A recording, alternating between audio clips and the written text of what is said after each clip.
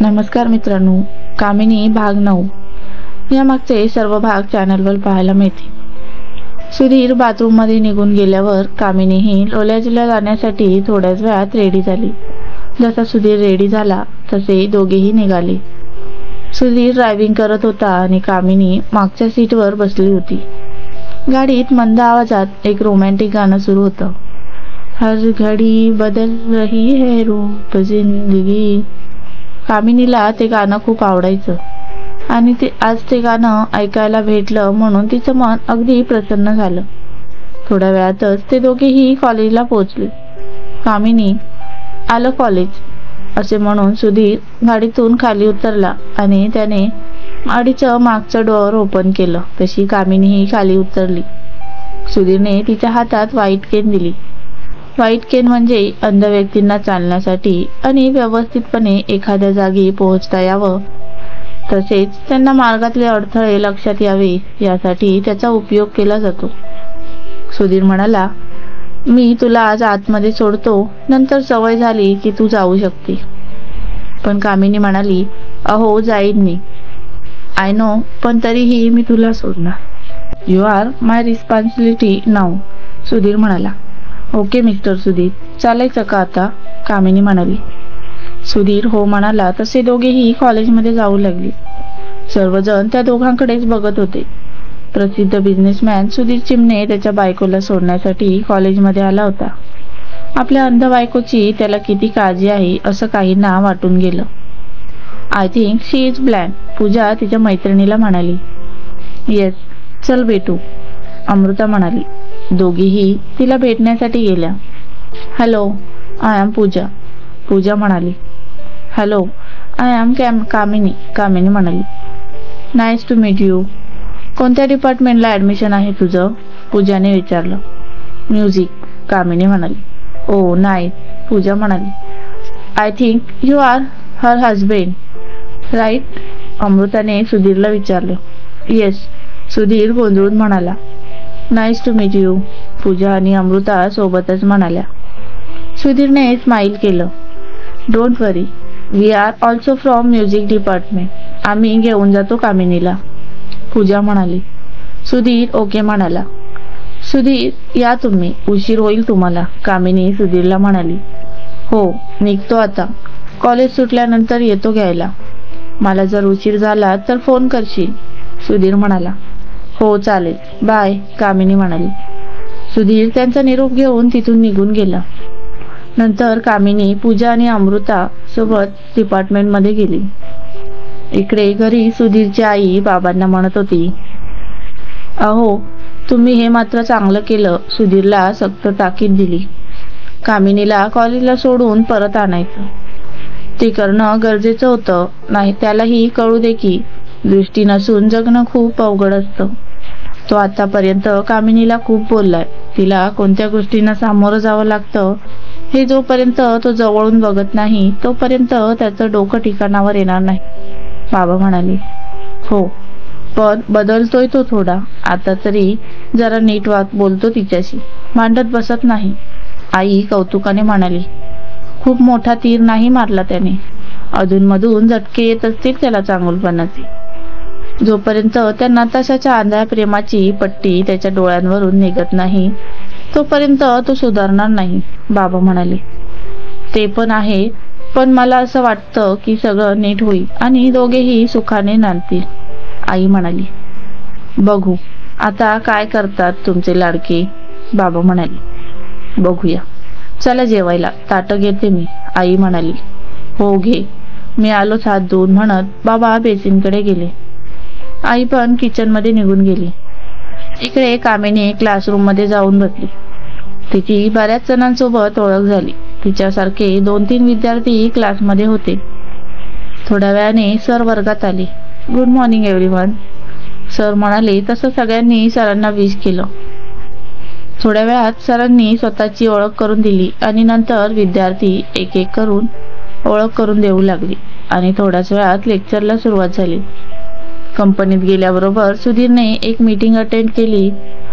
नंतर तो त्याच्या केबिनमध्ये गेला आणि त्याने कॉफी मागवली. कॉफी पीत पीत तो विचार करू लागला, मी खूप चुकीचा वागलो का कामिनी सोबत?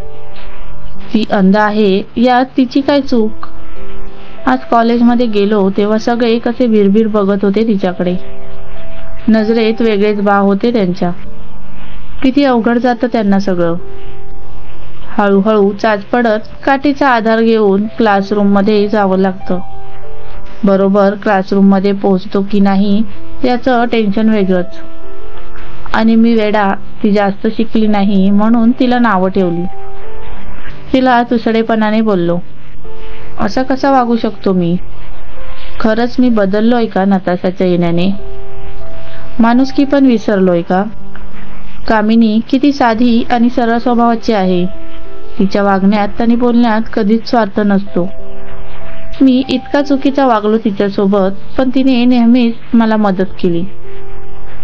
मैत्री तर केली, पण तीही नीट निभावता आली नाही मला. तिचा तर माझ्यावर विश्वासच बसेना झालाय. मी काहीतरी करायला हवं तिच्यासाठी. नाही नवरा म्हणून तर कमीत कमी मित्र म्हणून माझी जबाबदारी पार पाडायला हवी. तिच्या आई बाबांना पण भेटायला गेलो नाही. काय वाटलं असेल त्यांना? त्यांना जेव्हा कळेल की आम्ही वेगळे होणार तेव्हा त्यांची काय अवस्था होईल? बापरे, किती अवघड होऊन बसलंय सगळं. इकडे आड तिकडे विहीर. देवा, लवकर मार्ग दाखव रे काहीतरी. त्याने विचार करत करतच कॉफी संपवली. संध्याकाळी ठरल्याप्रमाणे सुधीर कामिनीला घेऊन घरी आला. कामिनी लगेच फ्रेश झाली आणि नंतर सुधीरशी फ्रेश होण्यासाठी निघून गेला. कामिनीचा आज खूप छान दिवस गेला होता. तिच्या आयुष्यातला नवीन पर्व सुरू झाला. किती मस्त होता आजचा दिवस. कॉलेजमध्ये नवनवीन मित्रमैत्रिणी भेटले. शिवाय लेक्चर पण छान झाली आणि आज पहिल्यांदा सुधीरने चिडचिड केली नाही. उलट माझी मदत केली. I am so happy. I am so glad. ती मनाशीच म्हणत होती तेवढ्यात रेश्मा तिथे आली. हाय कामिनी, कसा होता कॉलेजचा पहिला दिवस? रेश्माने विचारलं. छान, खूप मस्त आहे college. I am so happy, Kamini म्हणाली. Wow, great. तुझं आवरून झालं असेल तर चल ना खाली, सगळे वाट बघतायत खाली, रेश्मा म्हणाली. दोघेही बोलत असताना सुधीर फ्रेश होऊन आला. रेश्माला बघून त्याने स्माईल केली, पण तिने मात्र दुर्लक्ष केलं. Reshma, why are you ignoring me? सुधीरने विचारलं. कामिनी, चल मला खाली उशीर होतोय, रेश्मा दुर्लक्ष करत म्हणाली आणि तिने कामिनीचा हात हातात घेतला. कामिनी थांब. सुधीरने कामिनीचा हात पकडला. बिचारी कामिनी भावा बहिणीच्या भांडणात अडकली जाणार होती आता. कामिनी, तू मला एक सांग, तू तुझ्या भावावर अशीच रुसून बसते का? इतके दिवस त्याच्यासोबत तुटक तुटक वागू शकते का? तो चुकला की त्याला समजावते की अशी हिऱ्याच्यासारखी इग्नोर करतेस? सुधीर म्हणाला. सुधीर, अहो मी कसं सांगणार? तो तुमच्या दोघांचा वैयक्तिक प्रश्न आहे, कामिनी म्हणाली. तू सांग ना यार हिला समजावून. तुम्हा दोघींना हे चांगलंच माहीत आहे की मी लहानपणापासूनच असा आहे. कामिनी, तू मला समजून घेते, पण ही रेश्मा बघ ना कशी वागते. एकतर आधीच सगळा गोंधळ सुरू आहे आयुष्यात, त्यात ही असं नाक फुगून बसलीये. मला ना खूप त्रास होतोय आता. आय नो, एक नवरा म्हणून मी बेजबाबदार आहे, पण मी एक भाऊ म्हणून तिच्यासाठी सगळं करतो. कधी काहीही कमी पडू दिलंय काही कमीला? मग अशी का वागते? Please Kamini, do something. मला आता स्वतःचाच राग येतोय. कधी संपणार आहे सगळं? सुधीर म्हणाला. सुधीरच्या बोलण्यावर कामिनीला काय बोलावं हेच कळेना. ती शांतच राहिली. हे सगळं तेव्हाच बदलेल जेव्हा तू त्या नताशाचा नाद सोडशील, रेश्मा स्पष्टपणे म्हणाली. तुला चांगलंच माहीत आहे आमचं एकमेकांवर प्रेम आहे, सुधीर म्हणाला. मग करत राहा तिच्यावर प्रेम. तुला जुळी बहीण आहे हे विसरून जा तू.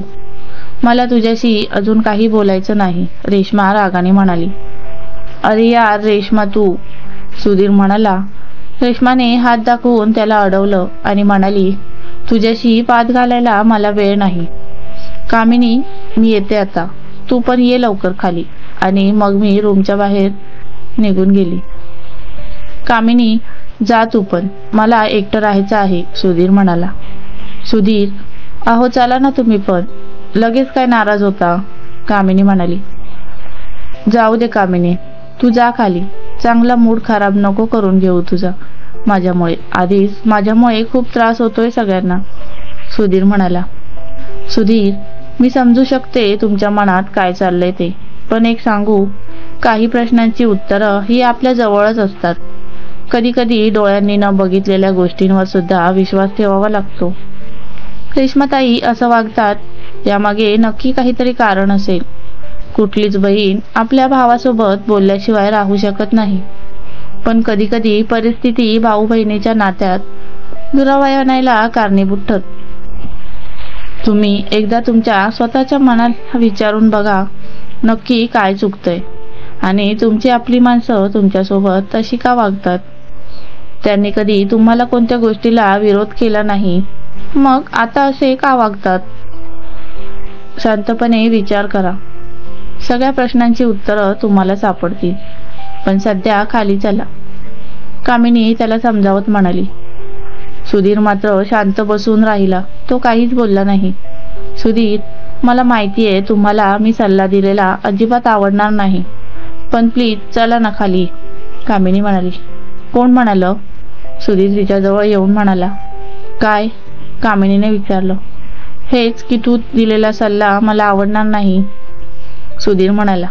कोणी कशाला म्हणेल ना, तुम्ही माझा खूप तिरस्कार करता ना, आणि तुम्हीच बोलले होते ना हे, कामिनी म्हणाली. सिरियसली कामिनी, तू अजून पण तोच विषय घेऊन बसलीये, काय गरज आहे. तू आता फक्त स्वतःचा विचार कर. तू खूप लकी आहेस की तुझ्याकडे काळजी करणारे आणि प्रेम करणारी माणसं आहेत, आणि ते तुला शिकवायलाही तयार आहेत. ही खूप चांगली संधी आहे तुझ्यासाठी. तू आता स्वतःच्या पायावर उभी राहू शकते. तू फक्त शिक्षणावर लक्ष दे, या गोष्टींचा विचार करू नको, आणि मी काय बोलतो ते इतकं मनाला लावून घेत जाऊ नको. मला आधी माहित नव्हतं तुम्ही कसं आयुष्य जगता, पण आज तुझ्यासोबत आलो आणि मला कळलं मी चुकलोय का खरंच. या चुकीला माफी नाही मला माहीत आहे, पण प्लीज शक्य झालं तर मला माफ कर, सुधीर कामिनीचा हात हातात घेऊन म्हणाला. कामिनीला आश्चर्याचा धक्काच बसला. सुधीर चक्क तिची माफी मागत होता, आणि हे काही चमत्कारापेक्षा कमी नव्हतं. तिला आता हा विषय अजून वाढवायचा नव्हता, म्हणून ती शांतपणे म्हणाली. इट्स ओके सुधीर, तुम्ही वाईट वाटून घेऊ नका, परिस्थितीच तशी होती त्यावेळी, आपण त्याला काय करू शकतो. नका करू विचार इतका, मी माफ केलं तुम्हाला. नक्की ना, सुधीरने विचारलं. हो, कामिनी म्हणाली. थँक्यू सो मच कामिनी, सुधीर म्हणाला. It's my pleasure. चला आता खाली, सगळे वाट बघत असतील, कामिनी म्हणाली. हो चल, सुधीर म्हणाला, आणि त्याने तिचा हात हातात घेतला आणि मग दोघेही खाली निघून आले. बघता बघता एक आठवडा उलटला. कामिनीचं कॉलेज मस्त सुरू होतं. सुधीर सुद्धा तिच्यासोबत नीट वागायला लागला होता. पण सुधीर रविवारी कोणालाही न सांगता नताशाला भेटायला गेलाच. नताशाने तर हॉटेलची रूम बुक केली होती. दोघेही रूममध्ये गेले. सुधीरला जरा ऑकवर्ड वाटत होतं. तो बेडवर जाऊन बसला तशी नताशा त्याच्या गालावरून बोटं फिरवू लागली.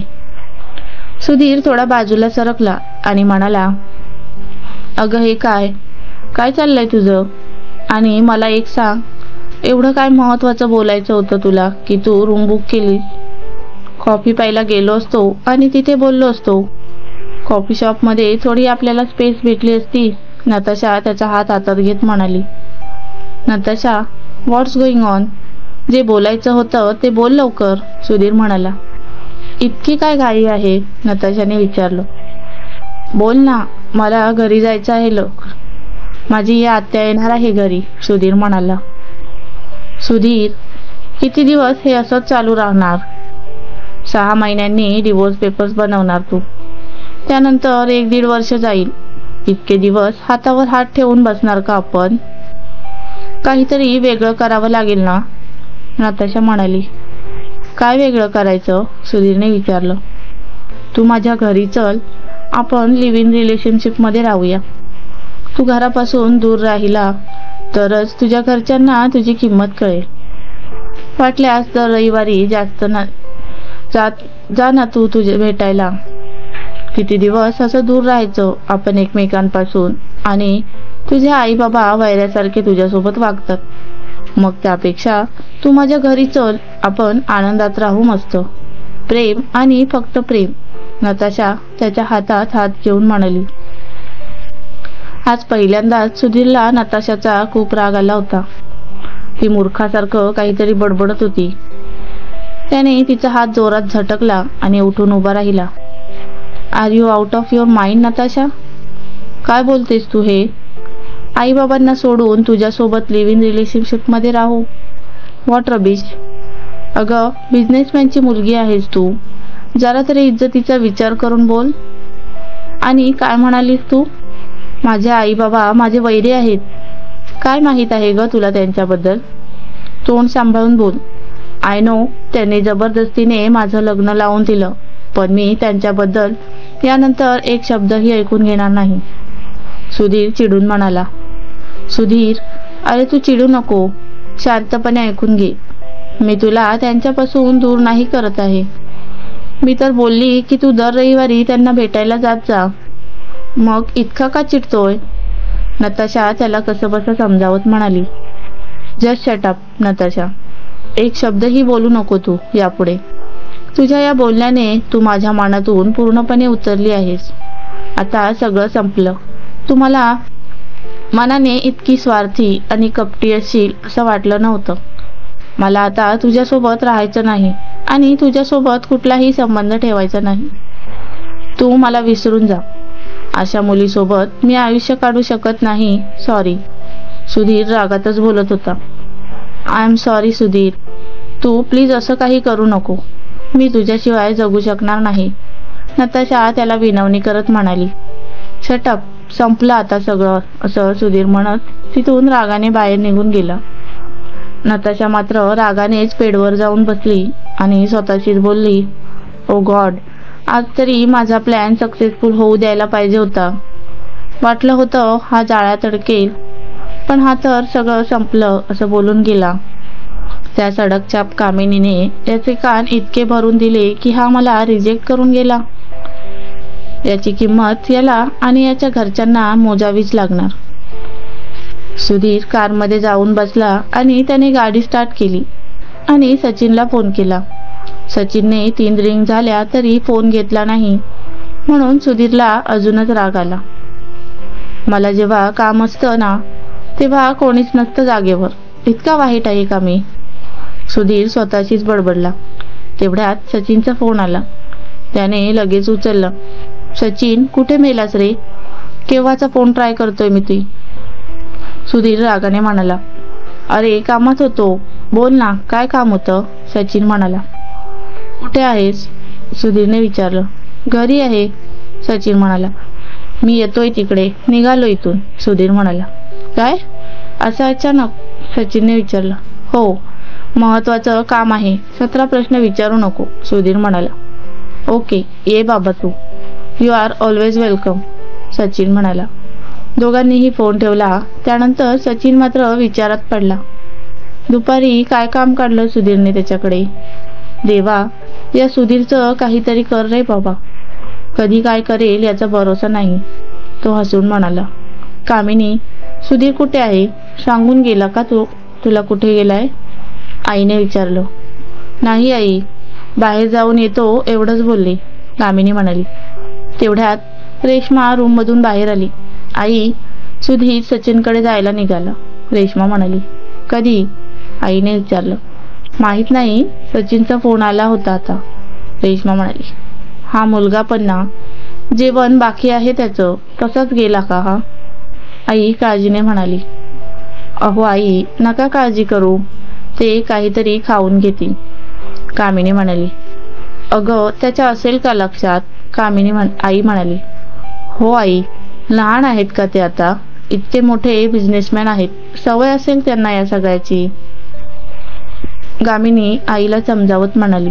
बरं, खूपच नवऱ्याची बाजू घ्यायला लागलीस, आई तिला चिडवत म्हणाली. असं काही नाही आई, मी सहजच बोलले, कामिनी म्हणाली. बरं, चल आता आराम कर, आई म्हणाली. कामिनी हो म्हणाली आणि रूममध्ये निघून गेली. अरे यार, या मुलीच्या नादात जेवायला विसरलो, भूक खूप लागलीये. सुधीर स्वतःशीच बडबडला.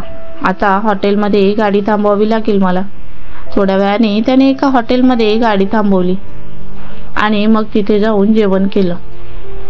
आणि जेवण झाल्यानंतर तो पुढच्या प्रवासाला लागला. आणि काही वेळातच तो सचिनच्या घरी पोहोचला. डोअरबेल वाजताच सचिनच्या आई मनीषाताईंनी दरवाजा उघडला. नमस्कार काकू, सुधीर म्हणाला. काकूंनी मस्तपैकी स्माईल दिली आणि म्हणाल्या, अरे वा सुधीर, किती दिवसांनी आला, ये ना आत. काकूंनी त्याला घरात घेतलं आणि सचिनला आवाज देऊन त्या किचनकडे गेले. हॅलो सुधीर, व्हॉट्सअप, सचिन म्हणाला. हॅलो, सुधीर म्हणाला. मग आज कशी काय आठवण झाली आमची, सचिनने विचारलं. असं का बोलतोय, बोलायचं होतं मला तुझ्यासोबत काहीतरी, म्हणून आलो, सुधीर म्हणाला. एवढं काय महत्वाचं बोलायचं होतं की तू थेट घरी आला, सचिनने विचारलं. आहे काहीतरी, सुधीर म्हणाला. सचिनची आई पाणी घेऊन आली तसं सुधीरने पाणी घेतलं. काकू कशा आहात तुम्ही, सुधीरने विचारलं. मी मस्त आहे, तू कसा आहेस आणि घरचे कसे आहेत, सचिनची आईने म्हणाली. सगळे मस्त आहेत, सुधीर म्हणाला. आणि तुझं काम कसं सुरू आहे, सचिनच्या आईने विचारलं. छान सुरू आहे, सुधीर म्हणाला.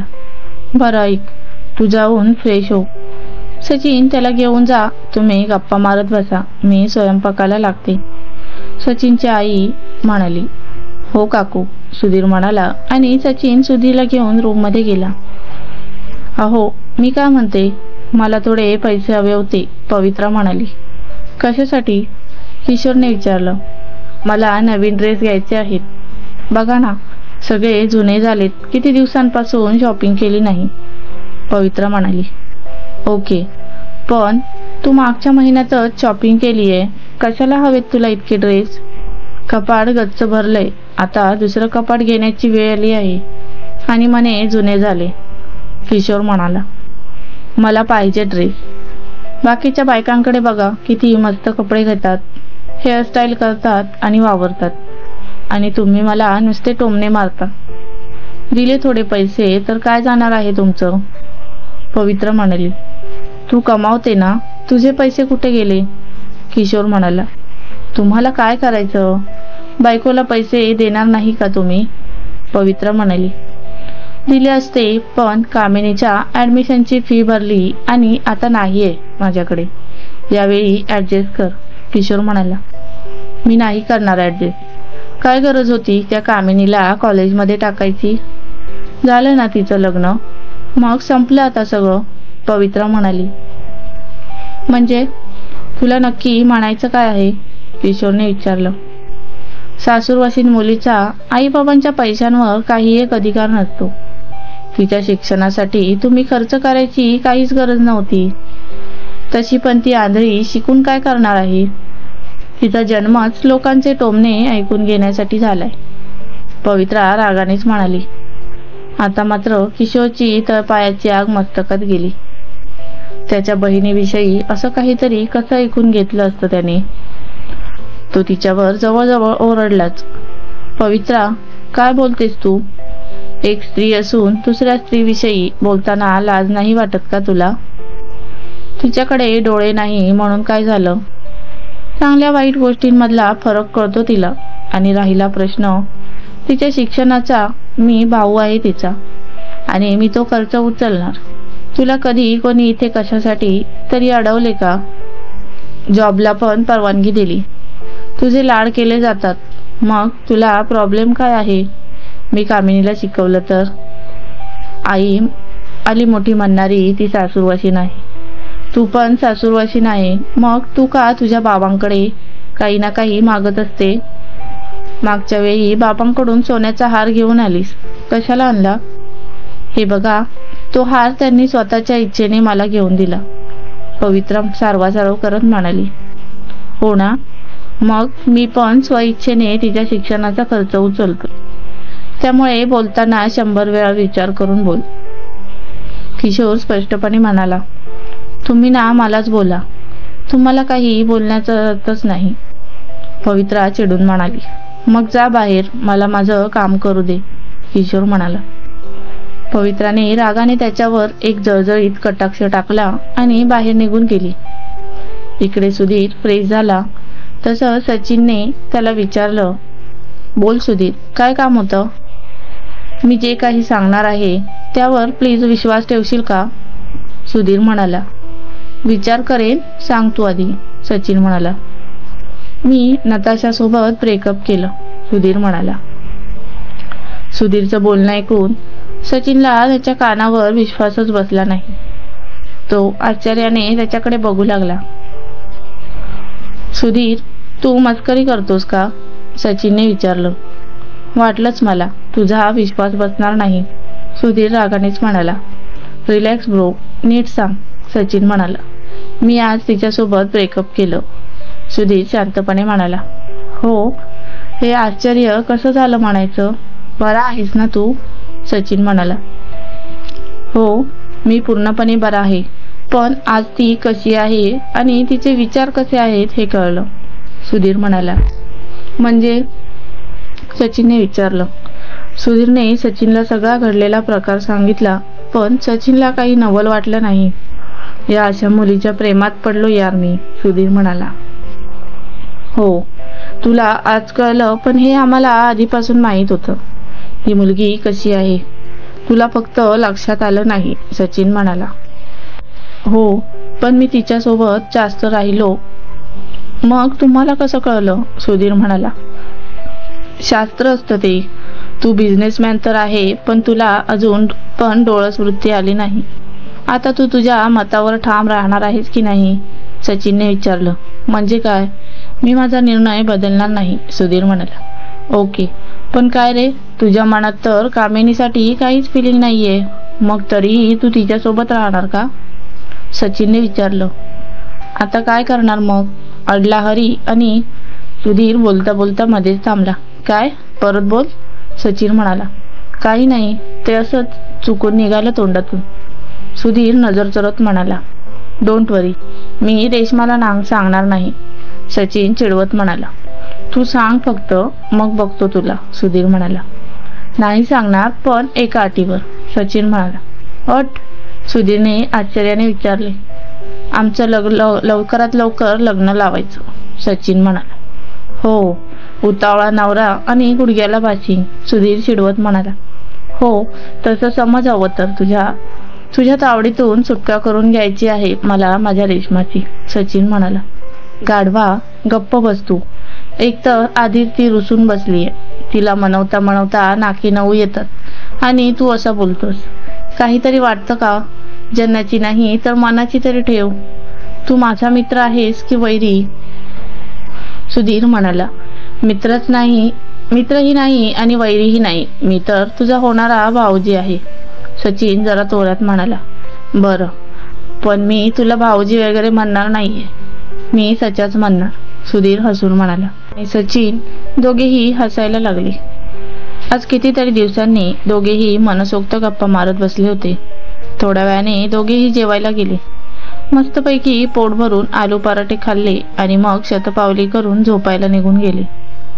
सचिन तर गाढ झोपला, पण सुधीरला काही झोप येईना. साहेब घरी गेल्यावर बोलणे खाणार होते, कारण घरी न कळवता सचिनकडे गेले होते. आता तर झोपायची वेळ झाली म्हणून त्यांनी कोणाला फोन केला नाही. पण कामिनीची त्याला आठवण येत होती. रोज तिच्यासोबत गप्पा मारायची त्याला सवय झाली होती, त्यामुळे करमत नव्हतं. शेवटी न राहून त्याने तिला फोन केलाच. मित्रांनो, आजचा भाग कसा वाटला कमेंट करून नक्की सांगा. या पुढचा भागही खूप मजेदार असणार आहे, त्यामुळे चॅनलला आत्ताच सबस्क्राईब करून ठेवा आणि बेल आयकॉनचे बटन ऑलवर सेट करा, जेणेकरून नवीन व्हिडिओचे नोटिफिकेशन तुम्हाला सर्वात पहिलं मिळेल. व्हिडिओला लाईक आणि शेअर करायला विसरू नका. धन्यवाद.